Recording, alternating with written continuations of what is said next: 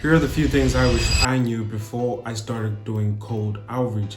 Now, mind you, this is coming from a person who's done over thousands and thousands of cold outreach emails and who has gotten multitudes of feedback from it.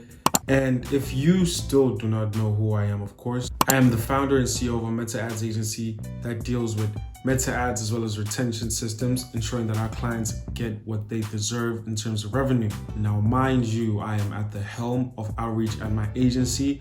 I solely do the outreach at the moment, hence why I am here to give you the details of the lessons I've learned from it. So without further ado, let's get straight into the video.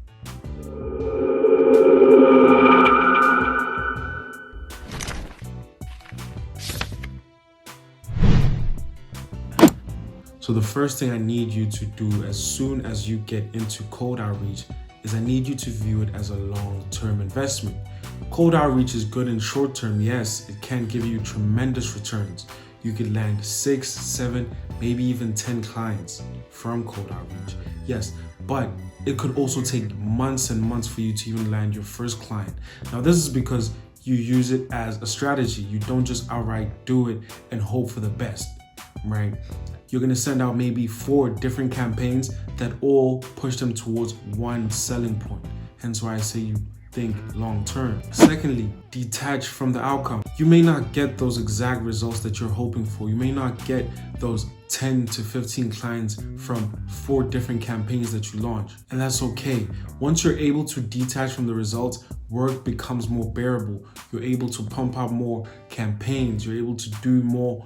And that is going to help you in the long run. Because most cases, when I got into it, I always thought, hey, I'm going to pump out this campaign this month and I'm going to get tremendous returns. And it never happened like that. I was usually left on red, opened, and it would happen for months on end. I'd follow up and there'd still be no response because I was thinking in the now.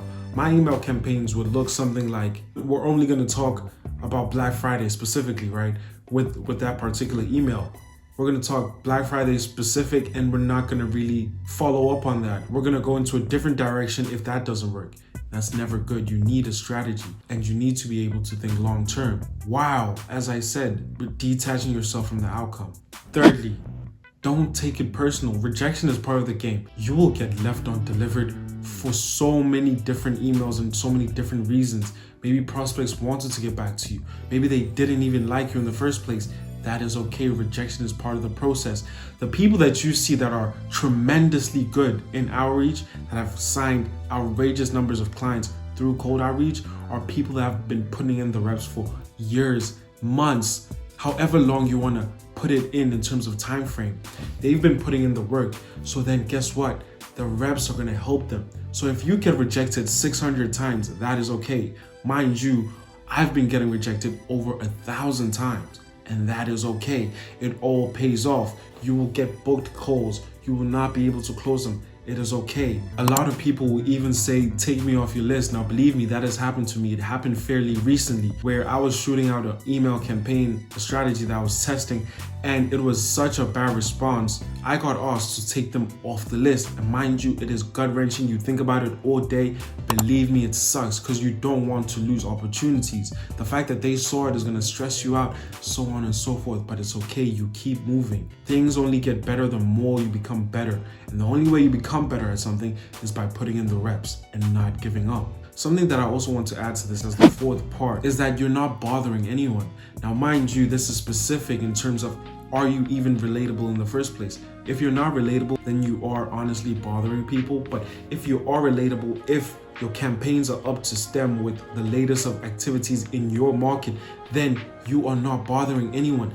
Push out those cold emails. Believe me, it is the best thing you can do. If you can stay relevant for a long period of time for whatever candidate you're trying to pull in towards being a client, you will end up landing someone sooner or later. And this means finding people who are actually looking for your service. There is no bigger problem in terms of people who are doing cold outreach than those who send emails out to just anyone, right? You need to be specific to the person you're trying to help, your ideal ICP. If I'm looking to work with jewelers, which is something we do at the agency, I will contact jewelers, but not just any jewelers that are looking to scale, jewelers that are looking to fix their retention systems, people that are thinking that, hey, I'm not getting enough back in terms of investment that I'm making initially. So what do? They reply to our email because we're landing in the inboxes of our ideal ICP. Now, if I try to contact a person who's a roofer, but I normally work with a person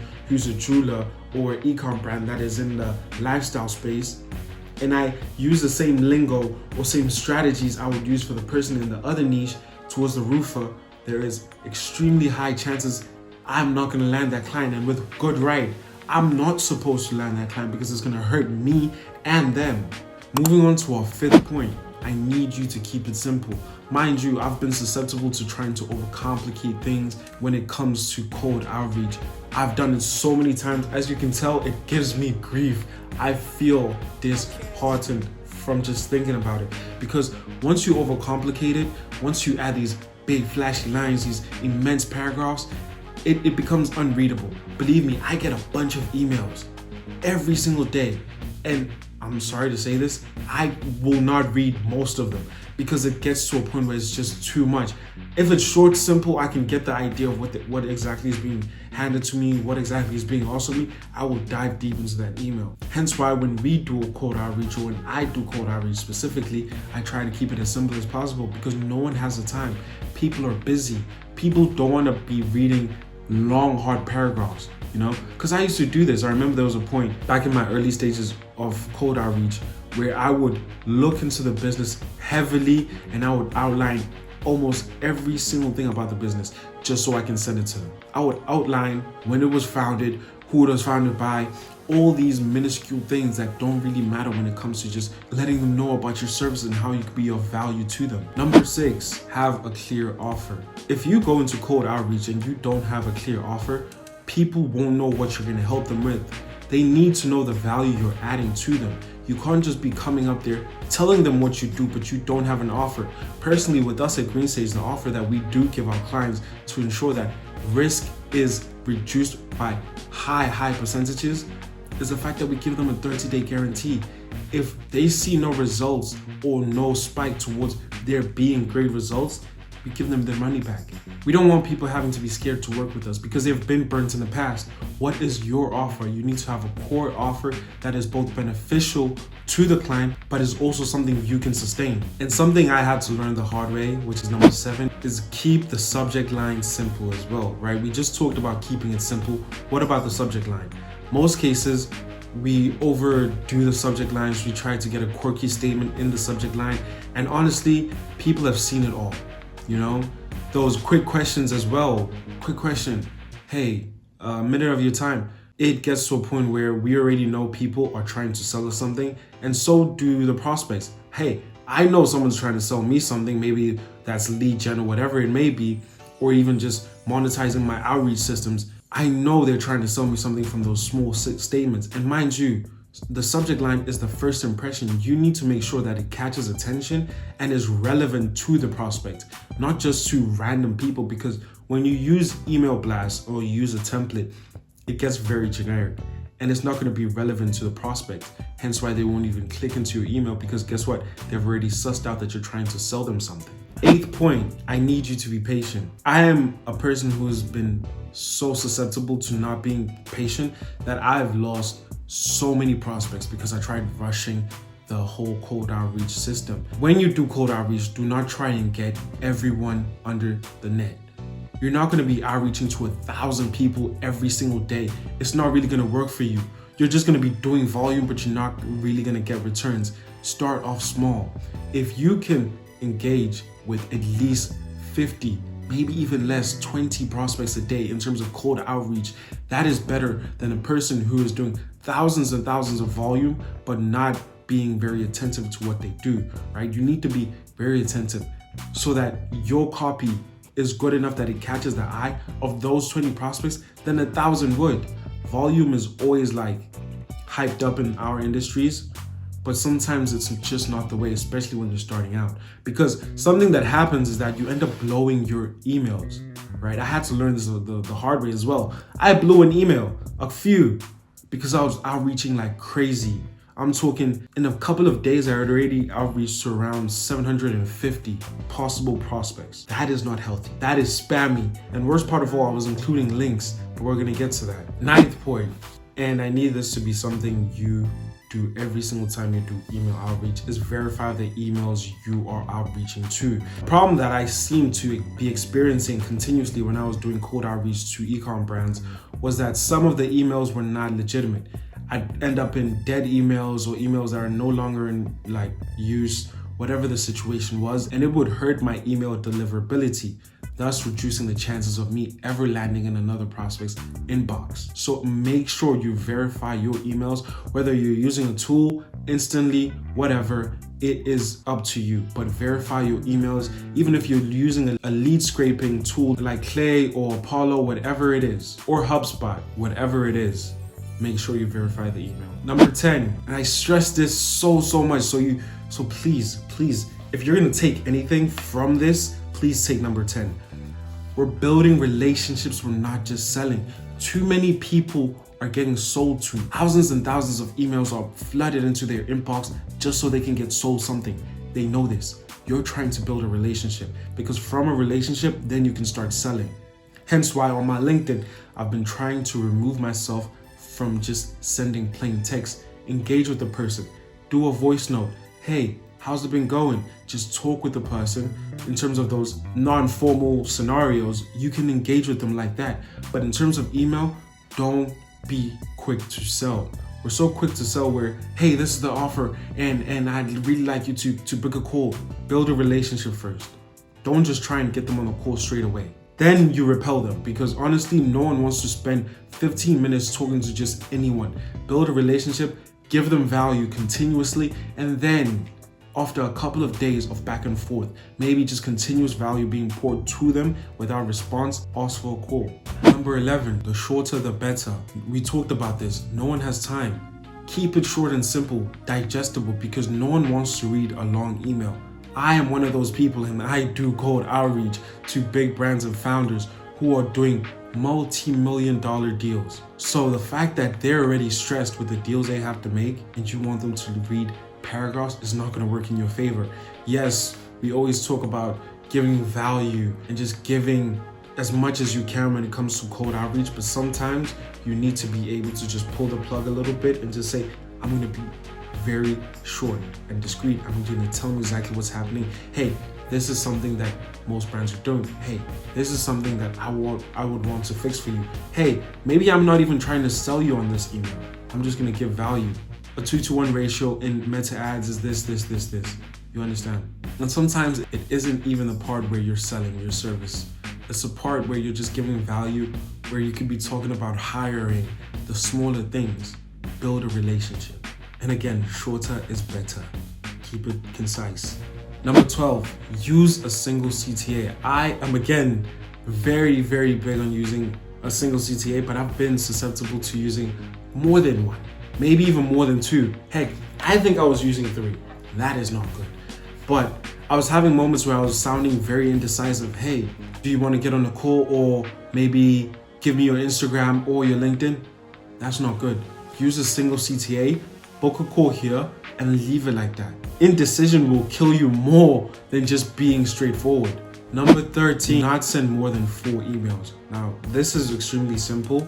So you're gonna have your opener, and then you're gonna digress in terms of follow-ups after that opener, right? 3 follow-ups, you can use them however you want, but if there is still no response, stop the concept, stop that campaign, and move towards a different topic. So let's say in the first topic, you were talking about retention systems and it doesn't stick. To the second part of the email, or your second attempt at a different campaign, talk about scaling. What it is that you can do to help them scale. What's the market saying? Why are certain brands struggling? Why could they be struggling? You know, use different concepts. Don't just use one style of campaign and say, I didn't get a response, I'm calling it quits. That's not gonna help you.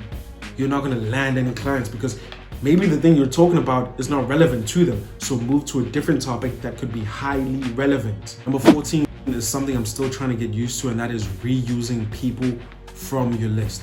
So you've talked to certain people and they did not say they want your product. Maybe they didn't answer you, right? You were left undelivered. You've tried a different topic and it still did not work. Reuse them again. And maybe there's people that did reply to you and they said, not right now. Reuse them again for different campaign strategies. No one is ever too far gone in the copyright industry. I believe that so heavily. You could talk to a prospect yesterday and they say they're not ready. Engage with the prospect next week, very same day next week, on a different topic, because maybe it was just not relevant, hence why they didn't go with you. Number 15, personalization. We speak a lot about personalization in the industry, service-based industry, agencies, cold outreach, lead gen. Sometimes don't overcomplicate it. Personalizing the statement is as simple as, hey, John, be specific to John. John being the founder of maybe whatever brand or whatever niche you're in. Hey John, how's Paul? Maybe Paul's the name of his dog. That's personalization enough. No need to overcomplicate it. And mind you, these simple words can go straight into the subject line. Number 16, please do not add any attachments to your copy. I was so bad at this. I used to send Calendly links, memes, everything under the sun. I tried it. You know how Alex Ramosi says, send the memes? I did that. I did everything under the sun and it only tanked my deliverability. So do not add any attachments whatsoever. Keep it simple, keep it concise. Give them ability to reach out to you, of course.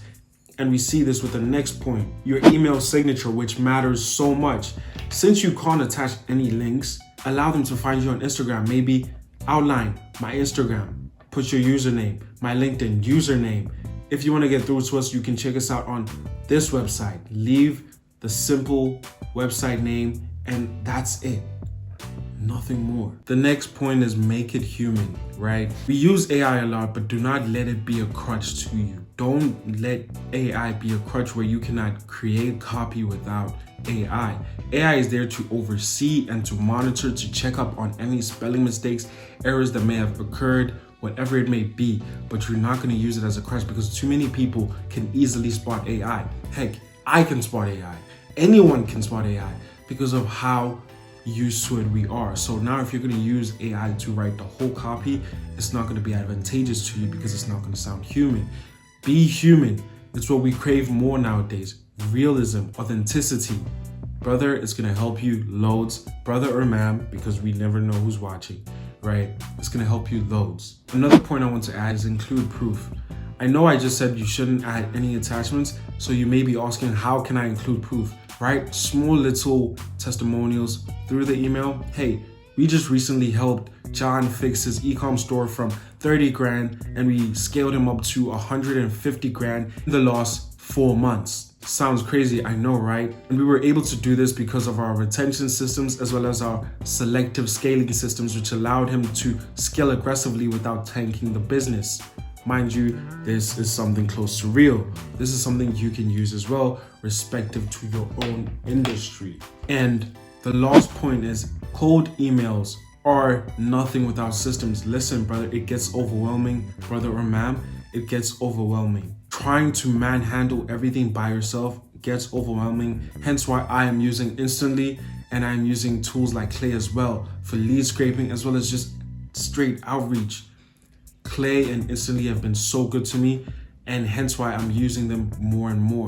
Because when you have to track your emails, track your deliverability, track who responded, track who didn't respond, who opened it but didn't respond, your follow-ups, it gets overwhelming. And if you're outreaching with intense volume, and mind you, when you're starting out, I suggest you don't. Maybe you're in the later stages of your outreach campaigns and you're sending close to 500, maybe less, 300, more modest emails a day, it gets taxing because you still have to do follow-up on those 300 while trying to get the next pair or the next group prepared. So invest in good systems, please. I believe that's all you need to know to skyrocket your flipping cold emails. Now, mind you, I already said it the first time, I run a Meta Ads agency. We help e-com brands scale while fixing their retention system so they don't lose pennies at all. I said this again, and I know I sound like a broken record, but I have to let you know. So if you are looking to get in contact with us, please link below, or just go straight to my LinkedIn or my Instagram and just hit me up there, and I'll get back to you. And of course, I hope you're having a great day. And if you're not having a great day, have a great night. Love, bless. See you guys on the next one.